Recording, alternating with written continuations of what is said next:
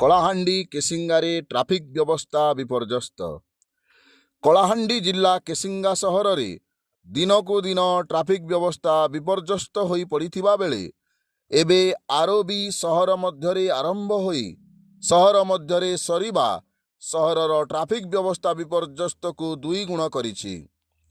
ବର୍ତ୍ତମାନ କେସିଙ୍ଗା ସହର ଦେଇ ଯାଇଥିବା ଜାତୀୟ ରାଜପଥ 26 ବର୍ତ୍ତମାନ ସହରରେ ଦୁର୍ଘଟଣା ଜୋନ୍ ପାଲଟିଛି। ପ୍ରତ୍ୟେକ ଦିନ ଦୁର୍ଘଟଣା ଘଟୁଛି। ଏଭଳି ପରିସ୍ଥିତିରେ ସହର ମଧ୍ୟରେ ଚାରିଥାକିଆ ରାସ୍ତା ସହରକୁ ବିପଦ ଆଡ଼କୁ ଠେଲି ନେଉଛି।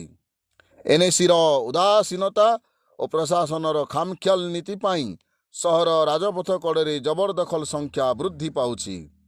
ରାସ୍ତା କଡ଼ରେ ଦୋକାନ ବୃଦ୍ଧି ଓ ସହରରେ ଦ୍ରୁତ ଗତିରେ ଗାଡ଼ି ଚାଳନା ଲୋକଙ୍କୁ ମୃତ୍ୟୁମୁଖକୁ ଠେଲି ଦେଇଛି। ଆରବି ସହର ମଧ୍ୟରେ ବାହାରୁଥିବାରୁ ଅଞ୍ଚଳବାସୀ ବହୁ ଦିନରୁ ବିରୋଧ କରି ଆସୁଛନ୍ତି। ଆନ୍ଦୋଳନ ବି ଆରମ୍ଭ ହେଲାଣି। ଆଗକୁ ଆନ୍ଦୋଳନ ତୀବ୍ର ହେବାର ପ୍ରସ୍ତୁତି ଚାଲିଛି। ଆରବି ଜୋଲ୍କୋ ପର୍ଯ୍ୟନ୍ତ ସମ୍ପ୍ରସାରଣ ପାଇଁ ସାଂସଦ ଠାରୁ ଆରମ୍ଭ କରି ମୁଖ୍ୟମନ୍ତ୍ରୀ ଓ କେନ୍ଦ୍ର ସଡ଼କ ମନ୍ତ୍ରୀ ଯାଏଁ ଦାବି ହେଲାଣି। ବାଇପାସ୍ କ୍ରିୟାନୁଷ୍ଠାନ କମିଟି ଶେଷରେ ମାନ୍ୟବର ହାଇକୋର୍ଟର ଦ୍ୱାରସ୍ଥ ହୋଇଛି। ତଥାପି ଏ ଦିଗରେ ପଦକ୍ଷେପ ନାହିଁ। ଏଥିପାଇଁ ଆଗାମୀ ଦିନରେ ଜନପ୍ରତିନିଧି ବି ଲୋକଙ୍କ ଆକ୍ରୋଶର ଶିକାର ହୋଇପାରନ୍ତି। ଏଣୁ ଏହାର ସମ୍ପ୍ରସାରଣ ପାଇଁ ଦୃଢ଼ ଦାବି ହୋଇଛି। Bureau report.